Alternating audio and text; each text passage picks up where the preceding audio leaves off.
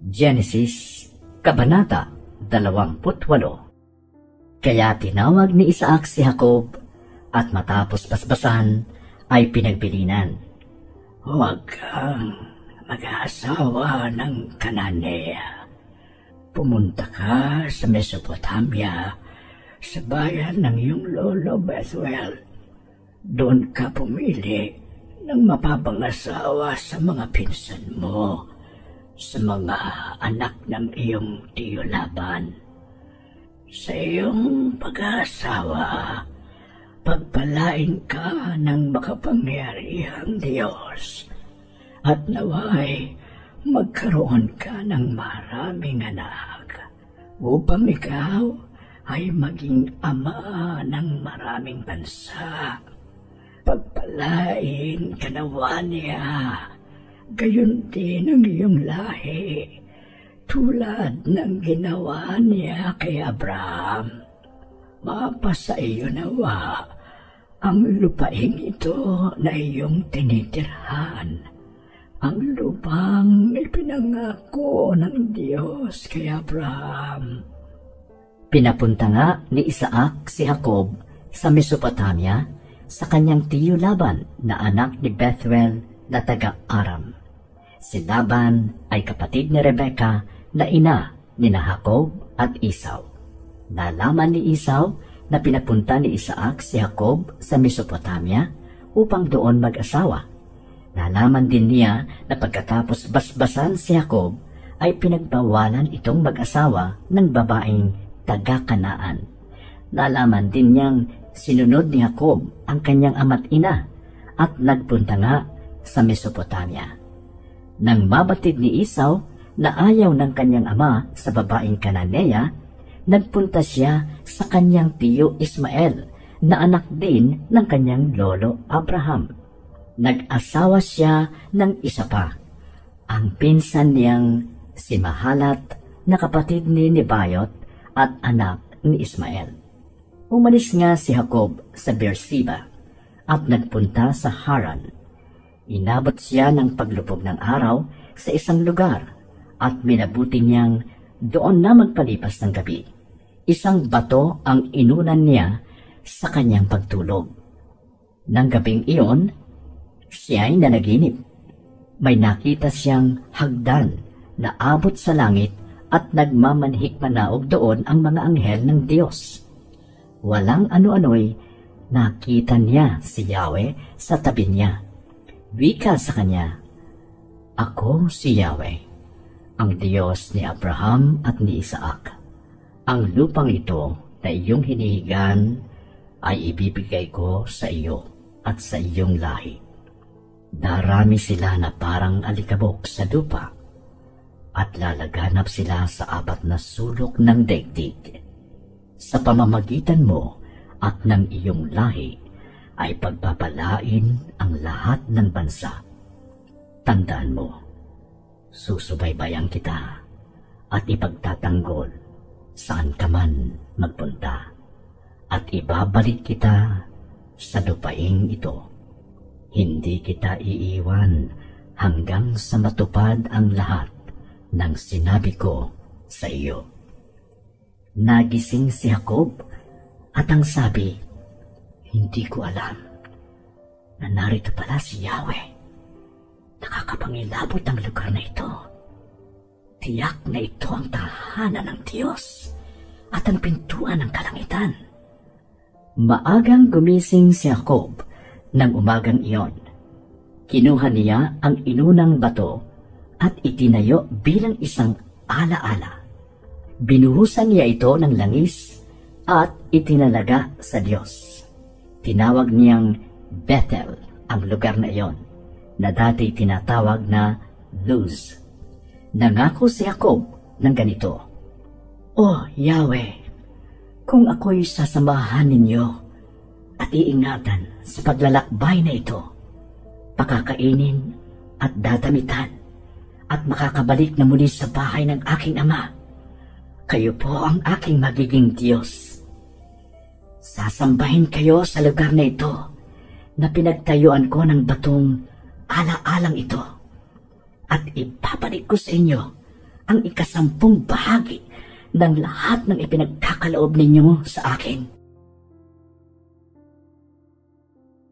Genesis, Kabanata 20. Nagpatuloy si Jacob sa kanyang paglalakbay hanggang sa dumating siya sa lupain ng mga taga-silangan. May nakita siyang isang balon ng tubig sa kaparangan. Sa paligid nito'y may 3 kawan ng mga tupang nagpapahinga, sapagkat doon pinapainom ang mga ito. Ang balon ay may takip na malaking bato at binubuksan lamang ito kapag papainumin na ang mga tinipong kawan. Matapos painumin ang mga ito, muli nilang tinatakpan ang balon. Tinanong ni Jacob ang mga pastol na naroon, "Taga saan kayo, mga kaibigan?" "Taga Haran." Tugon nila, "Kilala ba ninyo si Laban na apo ni Nahor?" Tanong niyang muli. "Oo," sagot naman nila. "Kumusta na siya?" Tanong pa niya. "Mabuti," sabi naman nila. "Hayun, at dumarating si Rachel, ang anak ng dalaga. Kasama niya ang kawan ng kanyang ama." "Maaga pa naman," sabi ni Jacob. "Bakit hindi ninyo painumin ang mga tupa at dalhin muna sa pastulan bago ikulong?" "Aba, hindi maaari," sagot ng mga pastol. "Ang lahat ng pastol ay kailangang narito bago buksan ang balon. Saka pa lamang kami maaaring magpainom." Nakikipag-usap pa si Jacob nang dumating si Rachel na kasama ang kawan ng kanyang ama. Nang makita ni Jacob si Rachel na kasama ang kawan ni Laban, binuksan ni Jacob ang balon at pinainom ang mga tupa. Pagkatapos, nilapitan niya ang dalaga at hinagkan. Napaiyak siya sa tuwa. Sinabi niya, "Ako'y pamangkin ng iyong ama, anak ng iyong tiya Rebecca." Patakbong umuwi si Rachel at ibinalita ito sa ama. Sinalubong naman agad ni Laban ang kanyang pamangkin. Niyakap niya ito at hinagkan, saka isinama sa kanila. Nang maisalaysay ni Jacob ang lahat, sinabi sa kanya ni Laban, "Tunay na ikaw ay laman ng aking laman at dugo ng aking dugo." At doon na siya tumira sa loob ng 1 buwan. Pagkalipas ng 1 buwan, sinabi ni Laban kay Jacob, "Hindi dahil magkamag-anak tayo, ay pagtatrabahuhin kita ng walang bayad. Magkano bang dapat kong isweldo sa iyo?" Si Laban ay may 2 anak na dalaga. Si Leah ang nakatatanda at si Rachel naman ang nakababata. Mapupungay ang mga mata ni Leah, ngunit mas maganda at kaakit-akit si Rachel. Nabighani si Jacob kay Rachel, kaya't ang sabi niya kay Laban, "Paglilingkuran ko kayo ng 7 taon para kay Rachel." Sinabi ni Laban, "Mas gusto ko nga ikaw ang mapangasawa niya kaysa iba. Sige, dumito ka na." 7 taong naglingkod si Jacob upang mapasa kanya si Rachel. Ngunit iyon ay parang katumbas lamang ng ilang araw dahil sa laki ng kanyang pag-ibig dito. Sinabi ni Jacob kay Laban, "Dumating na po ang panahong dapat kaming makasal ng inyong anak." Naghanda ng malaki si Laban at inanyayahan ang lahat ng taga-roon. Ngunit ng gabing iyon, hindi alam ni Jacob na ang pinasiping sa kanya ay si Leah sa halip na si Rachel. Ibinigay naman ni Laban kay Leah ang alipin nitong si Zilpa. Kinaumagahan, nakita ni Jacob na si Leah pala ang kanyang kasiping. Kaya sinabi niya kay Laban, "Bakit ninyo ito ginawa sa akin? Bakit ninyo ko nilinlang? Naglingkod ako sa inyo para kay Rachel, hindi po ba?" Sumagot si Laban, "Hindi ka ugalian dito sa amin na mauna pang mag-asawa ang nakababatang kapatid. Patapusin mo muna ang 1 linggong pagdiriwang na ito at pagkatapos ay ibibigay ko sa iyo si Rachel kung maglilingkod ka sa akin ng 7 taon pa." Sumang-ayon naman si Jacob, at nang matapos ang pagdiriwang, ibinigay nga sa kanya ni Laban si Rachel bilang asawa. Ibinigay rin ni Laban kay Raquel ang alipin nitong si Bilha. Sa wakas, naangkin ni Jacob si Raquel. Mas mahal niya ito kaysa kay Leah, kaya't naglingkod pa si Jacob kay Laban ng 7 taon pa. Alam ni Yahweh na si Leah ay di gaanong mahal ni Jacob, kaya't niloob niyang magkaanak na ito, samantalang si Raquel ay baog. Lalaki ang unang anak ni Leah. Ang sabi niya, nakita ni Yahweh ang aking suliranin. Ngayon, tiyak na mamahalin ako ng aking asawa. Kaya't Ruben ang ipinangalan niya rito. Nagdalang tao siyang muli at lalaki na naman ang kanyang naging anak. Kanyang sinabi, kaloob din ito sa akin ni Yahweh, dahil narinig niyang ako'y hindi mahal ng aking asawa. Kaya tinawag naman niya itong Simeon. Muling nagdalang tao si Leah at lalaki uli ang naging anak. Sinabi niya, lalo akong mapapalapit sa aking asawa, sapagkat 3 lalaki na ang aming anak. At tinawag niya itong Levi. Nagdalang tao siyang muli at lalaki pa rin ang kanyang anak. Sinabi niya, ngayoy pupurihin ko si Yahweh. Kaya tinawag niya itong Huda. Pagkatapos nooy, hindi na siya nagkaanak. Genesis, Kabanata 30. Nainggit si Raquel sa kanyang kapatid, sapagkat hindi siya magkaanak. Sinabi niya kay Jacob, mamatay ako kapag hindi pa tayo nagkaanak. Nagalit si Jacob at sinabi kay Raquel, bakit? Diyos ba ako na pumipigil sa iyong panganganak? Kaya't sinabi ni Raquel, kung kayon, sipingan mo ang alipin kong si Bilha upang magkaanak ako sa pamamagitan niya. At pinasiping niya kay Jacob ang kanyang aliping si Bilha. Nagdalang tao ito at nanganak ng lalaki. Panig sa akin ang hatol ng Diyos, sabi ni Raquel.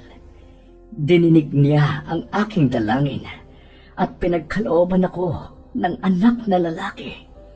Kaya Dan ang ipinangalan niya rito. Muling nagdalang tao si Bilha at nanganak ng isa pang lalaki. Sinabi ni Raquel, naging mahigpit ang labanan naming magkapatid, ngunit ako ang nagtagumpay. Kaya tinawag niyang Neftali ang bata. Nang mapag-isip-isip ni Leah na hindi na siya nanganganak, ibinigay naman niya kay Jacob si Zilpa at nagkaanak ito ng lalaki. Mapalad ako, sabi ni Leah. Kaya Gad ang ipapangalan ko sa kanya. Si Zilpay muling nagdalang tao at nagkaanak ng isa pang lalaki. Sinabi ni Leah, masayang masaya ako. Masaya ang itatawag sa akin ng mga babae. Kaya tinawag niyang Asher ang bata. Anihan na noon ng trigo. Samantalang naglalakad sa kaparangan, si Ruben ay nakakita ng bunga ng mondragora at dinalan niya ito kay Leah na kanyang ina. Bigyan mo naman ako ng mondragorang dala ng iyong anak. Pakiusap ni Raquel kay Leah. Sinagot siya ni Leah, hindi ka pa ba nasisiyahang nakuha mo ang aking asawa? At ngayon gusto mo pang kunin pati mondragora ng aking anak? Sinabi ni Raquel, bigyan mo ako ng mondragora. Sa iyo na si Jacob ngayong gabi. Gabi na, nang dumating noon si Jacob galing sa kaparangan.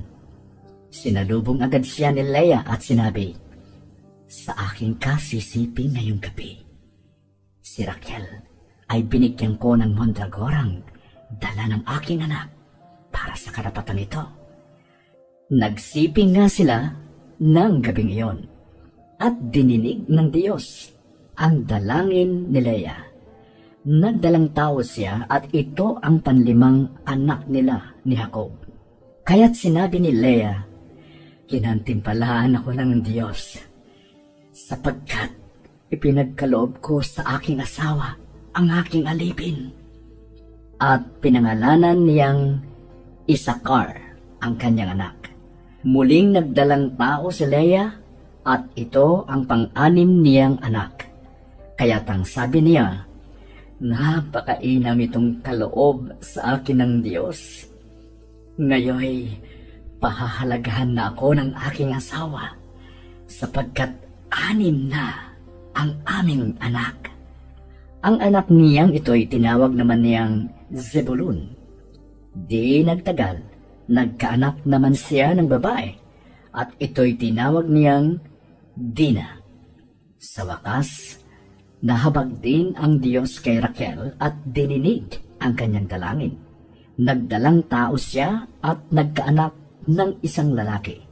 Kaya't sinabi niya, "Tinubos din ako ng Diyos aking kahihiyan, at niloob na ako'y magkaanak." At tinawag niyang Jose ang kanyang anak, sapagkat sinabi niyang, "Sana'y bigyan ako ni Yahweh ng isa pa." Nang maipanganak si Jose, sinabi ni Jacob kay Laban, "Pahintulutan na po ninyo akong makauwi. Isasama ko na po ang aking mga asawa at mga anak. Marahil po na sapat na ang aking ipinaglingkod sa inyo dahil sa kanila." Sinabi ni Laban, "Kung mamarapatin mo'y ito ang sasabihin ko, batay sa karanasan ko sa panghuhula. Tunay na pinagpala ako ni Yahweh dahil sa iyo. Sabihin mo kung magkano ang dapat kong ibayad sa iyo at babayaran kita." Sumagot si Jacob, "Alam naman ninyo kung paano ako naglingkod sa inyo at kung paano dumami ang inyong kawan sa aking pangangasiwa. Ang kaunti ninyong kabuhayan bago ako dumating ay maunlad na ngayon, sapagkat pinagpala kayo ni Yahweh dahil sa akin. Kaya dapat namang iukol ko na ngayon ang aking panahon sa aking sambahayan. Anong gusto mong ibayad ko sa iyo?" tanong ni Laban. Sumagot si Jacob, "Hindi ko po kailangan ako'y bayaran pa ninyo. Patuloy kong aalagaan ang inyong kawan kung sasang-ayon kayo sa isang kondisyon. Pupunta ako sa inyong kawan ngayon din at ibubukod ko ang mga tupang itim. Gayon din ang mga batang kambing na may tagping puti. Iyon na po ang para sa akin. Sa darating na panahon, madali ninyong malalaman kung ako'y tapat sa inyo o hindi. Tuwing titingnan ninyo ang mga hayop na naging kabayaran ninyo sa akin at meron kayong makitang hindi itim na tupa o kaya'y kambing na walang tagpi, masasabi ninyong ninakaw ko yun sa inyo." "Mabuti, yan ang ating gagawin," tugon ni Laban. Ngunit ng araw ring iyon, ibinukod ni Laban ang lahat ng kambing na may tagpi, maging barako o inahin. Gayon din ang mga tupang itim, at ito'y pinaalagaan niya sa kanyang mga anak na lalaki. Iniwan niya kay Jacob ang natira sa kawan, at silang mag-aamay lumayo ng may 3 araw na paglalakbay. Dala ang alaga nilang kawan. Pumutol naman si Jacob ng mga sariwang sanga ng alamo, almendra at platano, at binalatan niya ang ibang parte upang magmukhang may batik. Inilagay niya ito sa painuman upang makita ang mga hayop tuwing iinom. Sa ganoong pagkakataon, nag-aasawahan ang mga hayop. Napaglihian ang mga batik-batik na sanga, kaya naging batik-batik ang kanilang bisiro. Ibinukod niya ang mga hayop na tagpian at itim sa kawan ni Laban upang ang mga ito ang laging natatanaw ng mga tupang puti. Sa gayon, parami ng parami ang sarili niyang kawan at ito'y hindi niya inihahalo sa kawan ni Laban. Ang batik-batik na sanga ng kahoy ay inilalagay lamang ni Jacob sa painuman kung malulusog na hayop ang nag-aasawahan. Ngunit hindi niya ito ginagawa kung ang mga hayop na nag-aasawahan ay hindi malulusog. Kaya't malulusog ang kanyang mga hayop samantalang ang kay Laban ay hindi. Kaya't lalong yumaman si Jacob. Lumaki ang kanyang kawan at dumami ang kanyang alipin at mga kamelyo at asno.